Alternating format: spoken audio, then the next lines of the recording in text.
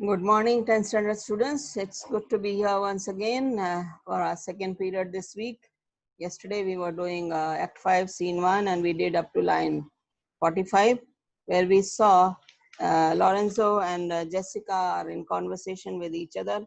And then we have the entry of Stefano in line after line 30. And today we are going to continue with the conversation between Lorenzo and Jessica, and then we will also see the arrival of Portia here. So we are on page 230 today, and we can continue from here. And when we look at here on page 230, line 45 onward, it says enter Lancelot. So when we look at Lancelot, is a humorous character here in this Merchant of Venice, as portrayed by William Shakespeare. So we see him here, he's trying to be pretending when he says sola, sola, wo, ha, ho, sola, sola. Now this is, when you look at something, some messenger is coming, so then they have a horn like instrument and they play that, which means somebody is coming or there is some message. So here Lancelot is trying to be a pretender of messenger. He's trying to blow his horn. He actually doesn't have a horn, but he's trying to make the sound of a horn, and therefore he says sola, sola, wo, ha, ho, sola, sola, as if the sound of the trumpet or sound of the flute is coming out, and he's trying to bring some message here.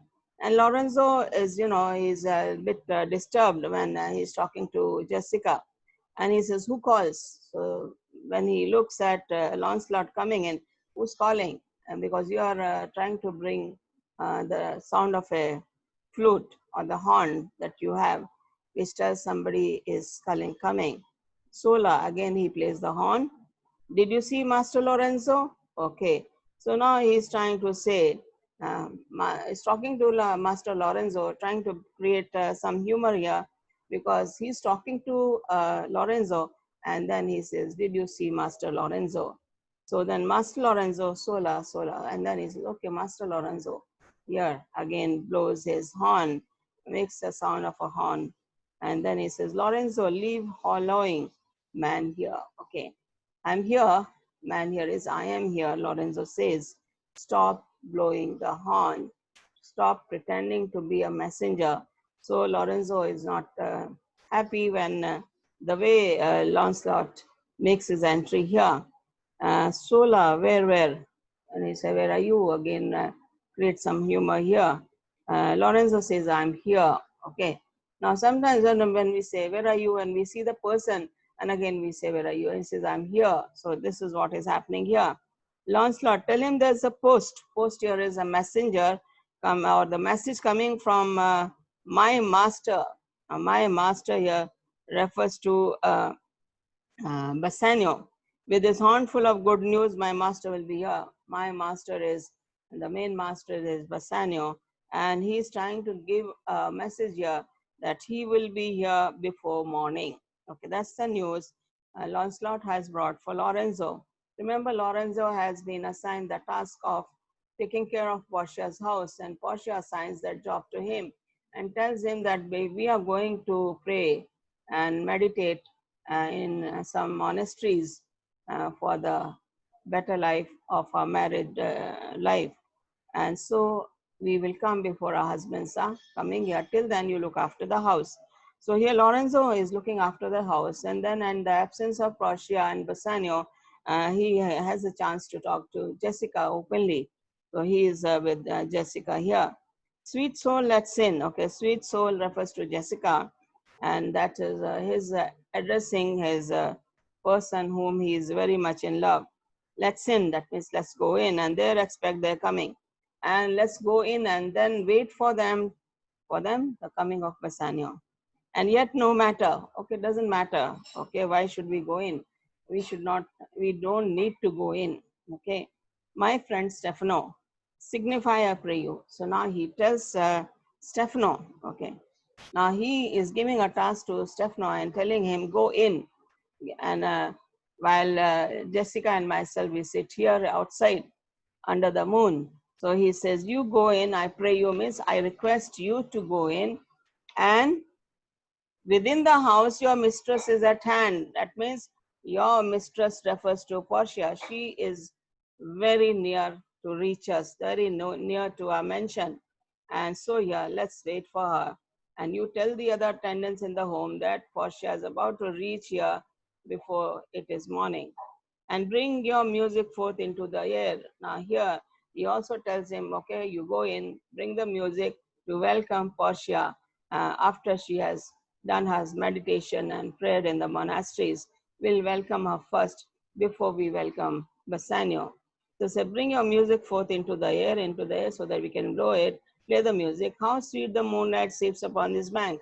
Now Stefano has been given the task. He goes in and then he refers to continues his talk with Jessica, and admires the beauty of the night. The moonlight sleeps upon the bank. Okay, when you look at the moonlight reflection in the water, it looks very beautiful. So that's the beauty of the night, which Lorenzo stands to describe to his love, that is Jessica, with whom he has come from Venice after Jessica has stolen money and jewels from his father's bank locker. Here will we sit and let the sounds of music, okay? We will continue to sit here and we will hear the music in the night, okay? Now, what kind of music is he talking about?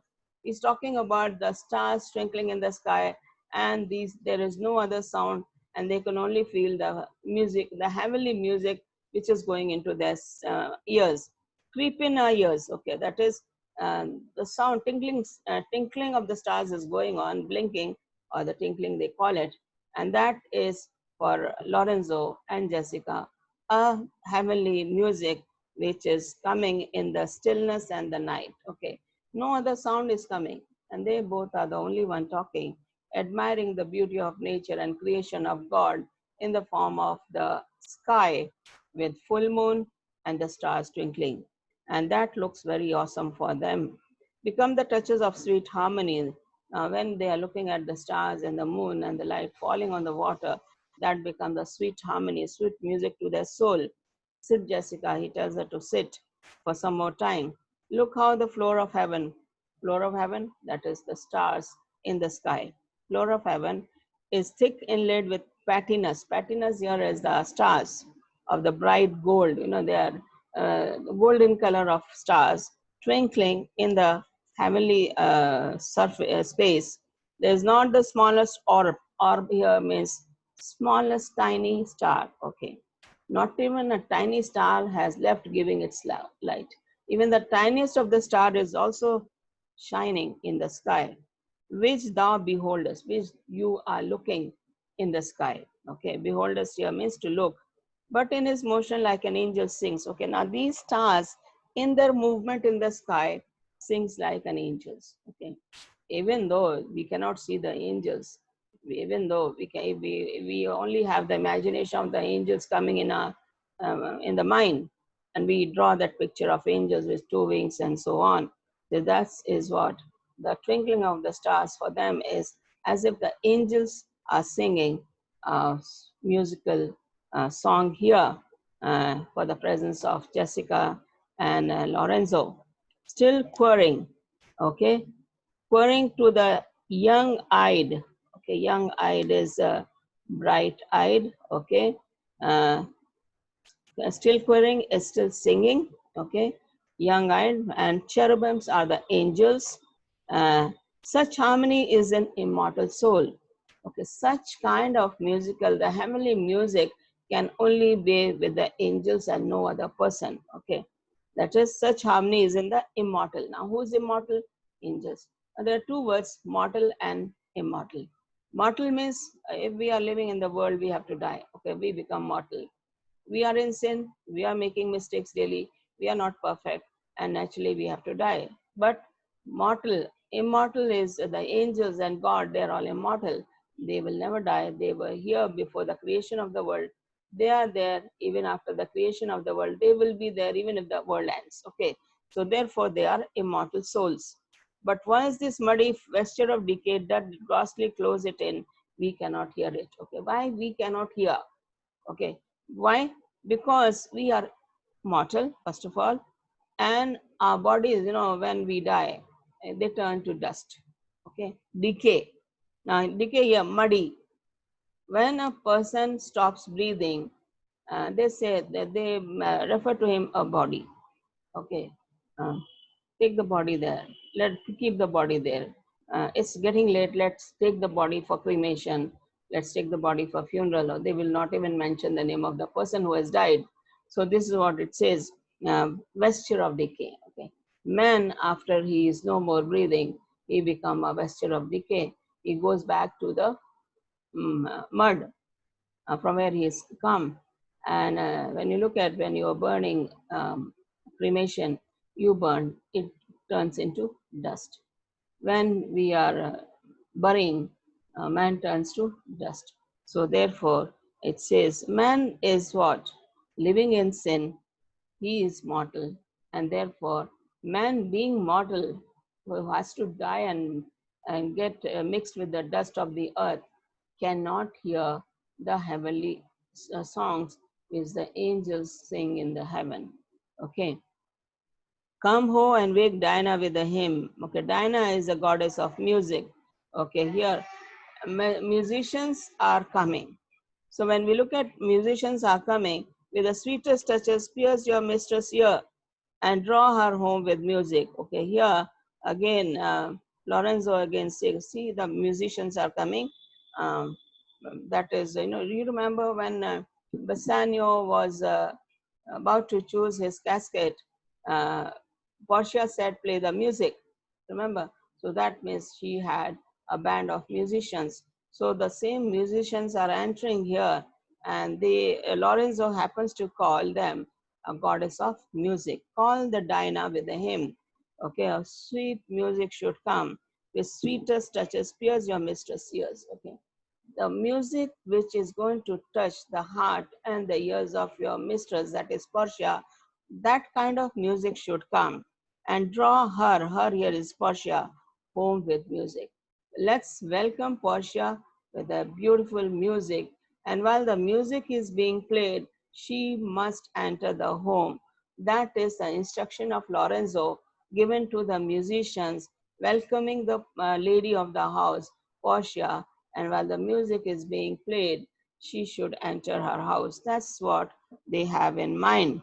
I'm never merry when I hear music. Okay. She says, I always feel good. I'm never tired. Okay. I hear the sweet music and I never get tired. I love to go on hearing the music. Okay. So we see here, the reason is your spirits are attentive. Okay. Your spirits are attentive. That means you have a mind to hear the music. Okay. Your here is Jessica. Spirits are attentive. You are keen to listen. Okay. And if the person is interested, he can listen to music. If he is not interested, the sweet music also will be deaf to his ears. So he would not take interest. Only thing, the people who are interested in music will be finding the music a sweet melody. For do but note a wild and wanton herd. Okay. Again, they are trying to, Lorenzo is trying to speak to Jessica. He says, music is, when the animals hear, for a time being, they'll be excited and they'll be surprised what is coming on their way. They will stop. And then, otherwise, they'll be, when you look at the young horse, okay, the baby horse, let's call it, colt, we call it, and the donkey, the young donkey also is colt. When you look at these young animals, and when you look at the kid of a goat, okay, small baby of the goat, these young kids, whether it's an elephant's kid or it's a lion's kid or it's any animal's kid, they are not trained, they will be jumping here and there. And the mothers have to take care of them. They have to guide them to save them from the enemies.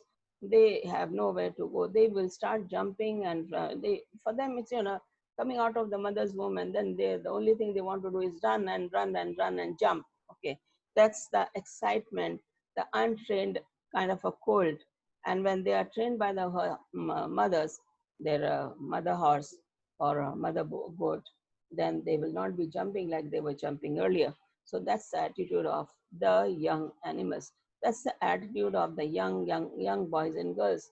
When you look at small babies, they're growing up to 1 year, 2 year, 3 year, even 7 year, 8 year, they'll be jumping, they'll be dancing, and and even if you tell them not to do it, they will still be doing those. They're excited. Okay, so this is what we see here.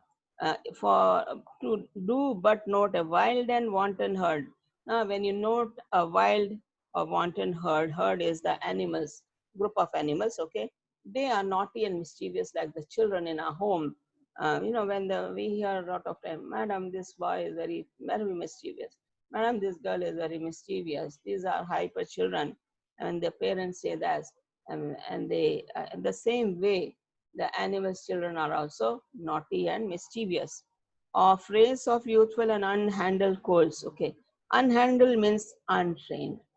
So they will go anywhere if they are not trained by their mothers. Okay, fetching mad bounds. Okay, mad bounds are jumping here and there. Okay, these young animals, they will be jumping here and there, bellowing and neighing loud. They'll be making the noise, loud noise, even if the mothers don't want them to make noise, because they want them to be safe, because the loud noise of these children can bring the lion or the tiger, and they can maul them and finish them up. So they have to train them. Okay, which is the hot condition of the blood. Now, why do they jump, and young blood is making them to jump? And you look at, oh, he's very, madam, he is always running, he's always jumping. We don't know what to do. He jumps from the bed, he jumps from the table, he jumps from the wall, and it's very hard for him. He gets hurt also. Again, he doesn't stop. And these are some of the, because of the young blood in them. They are excited. The moment their sleep is over, they are fresh and they are ready to do any kind of work. So here it says, which is the hot condition of the blood. And the young blood speaks much. And then it says, if they but hear perchance a trumpet sound. If these young animals, okay, perchance is by chance, if they hear the music or the trumpet sound, okay, perchance is by chance, a trumpet sound, they hear are the young animals, okay, of the horse, or we call them colt or donkeys, okay, any young wild animals.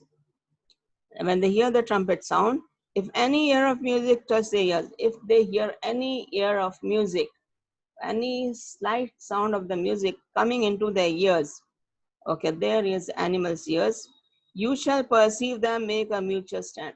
For a moment, in the moment they hear some kind of sound, noise is coming, the ears will be wide open. Okay, they'll be just standing, the ears are just popping out, and they'll be watching here and there from where the sound is coming. Okay, for a moment they'll be shocked from where the sound is coming. They'll just stand. Mutual stand means they'll just stand. Okay, their savage eyes turn to a modest gaze, and then they will just be looking here and there from where the sound is coming. This is what happens when you have the trumpet sound comes. Their savage eyes turn to a modest gaze by the sweet power of the music, and for a moment, if they like the music, they'll just be standing very close, and they'll be very keen to listen to this music if they have the ears to listen. Therefore, the poet did feign that Orpheus drew trees, stones, and floods. There is a name of Orpheus here. He happens to be the Greek musician, very great Greek musicians. Like in India, we had Tansen, okay. We had other musicians also. And right now we say, okay, yeah, Rahman is very much, into music. And this man, Orpheus, the moment he would play music, okay, he would draw, okay, he would draw the trees moving. Okay, this is what people said. There'll be movement in the floods, there'll be movement in the trees, there'll be movement in the stones. That's how great the musician Orpheus was there. He happens to be the Greek musician who was even able to move trees with the help of his, and he had a flute, a beautiful flute that he used to play sitting under the trees. And then the trees will be, the leaves will be moving, and even the stones will be moving. That's what the people said about this man, Orpheus. Since not too stockish, okay, uh, there's nothing so insensible, hard, and uh, fierce that music cannot change, okay. That means music can change everything. Okay, music can change your mood. Music can change your anger to you. If you are angry and if you suddenly listen to your favorite song, your anger just goes down. So there is nothing that the music cannot change. Music can change everything in nature, but music for the time does change his nature. His nature. Okay, there's solemn music. There's music for the funeral. There's music for happiness. There's music for wedding celebration, different kind of music and different kind of behavior of the music we can see here. The man had no music himself. Okay, Lorenzo say, the person who has no interest in music, the man that has no music in himself, the person who is not interested in music, nor is not moved with concord of sweet sounds, or even if he is not moved slightly also with the music, okay, nor is he moved by the concord is the harmony of the sweet sounds of the music that is being played, is fit for treasons. Now, treasons here means treachery, is a waste. Is living here in the world is a waste because he has no liking for music. Now, stratagems, the plots and spoils. Okay, that is what. Now, his living is a, he is a person who is dishonest because why is he living if he doesn't like the music? So when we look at here, the motion of his spirit are dull as night. Okay, as we see the night is dull. Okay, the man who has no love for music in his self, or who is not affected by sweet melody, is capable of treachery, intrigue, and dishonesty. He cannot be an honest person if he doesn't have love for music. The soul within him is as black as night. Okay, that means if he doesn't have music in his heart is black. Okay, the soul is black as night because night is always black. We have the moonlight for only 2 weeks, and the rest of the 2 weeks we have the night as dark. Okay, and his inclination as dark as hell. Even his thinking also becomes like hell because he doesn't have the love for music. Never trust such a man. Listen to the music. Now, such man, the motions of his spirit are dull as night. Motions here means feelings, okay, or his soul is dull as night. His affections are dark as Erebus, okay, Erebus. Now, Erebus here are the darkness, refers to the hell, okay. The meaning of Erebus is refers to hell. Hell is what? Dark, dull, black. Okay, that says the life of a person who doesn't love music. Let no such man be trusted. Lorenzo says such people who do not have love for God, love for music, we should not trust those people. Mark the music. Okay, that means we must listen to music. That's what Lorenzo is trying to bring out about music. So when we look at here, we are going to stop here for today, and this is going to be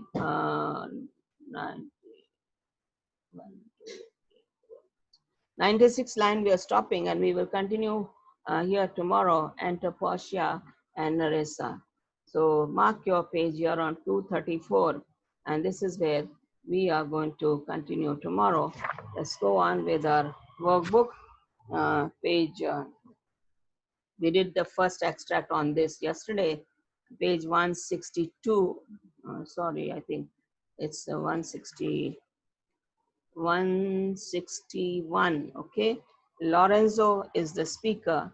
How sweet the moonlight sleeps upon this bank. Okay, that is the extract on page 161. This is 2. Put your today's date here, 2/9/20, and yesterday's one you put 1/9/20, so you know when this extract has been done. Okay, how is the stillness of the night suitable for sweet note of music? That's your question. The peaceful silence, the peaceful silence and the quiet night form, FORM, an appropriate, APPROPRIATE, appropriate setting for music.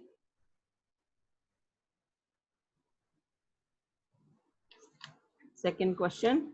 What light does the Lorenzo's speech throw on his character?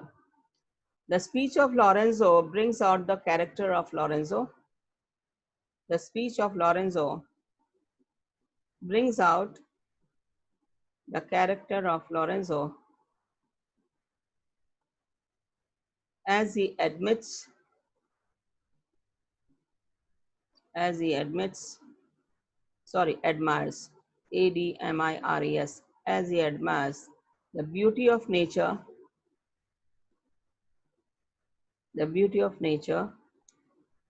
around him, especially the moonlight,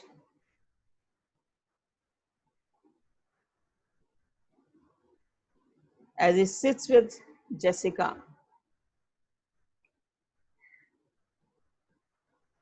Full stop.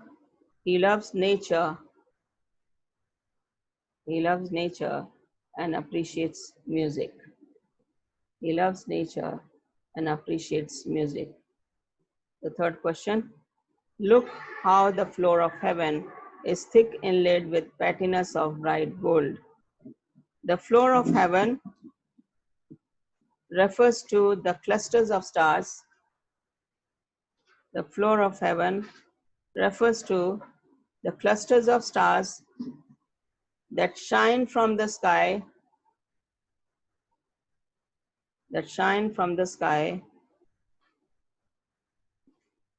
with moon,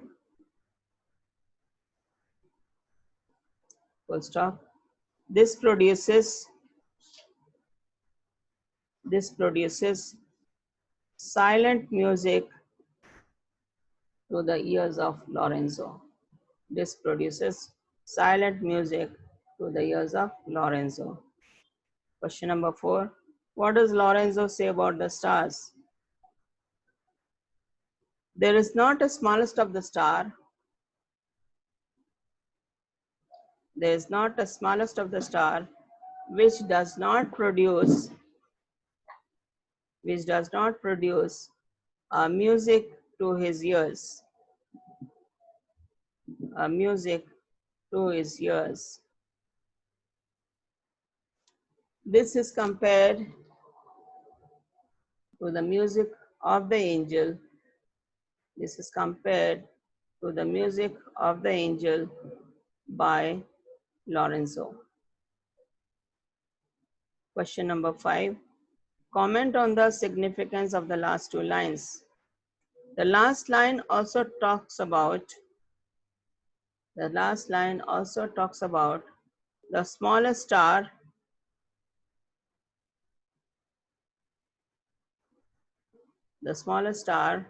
which brings out the silent music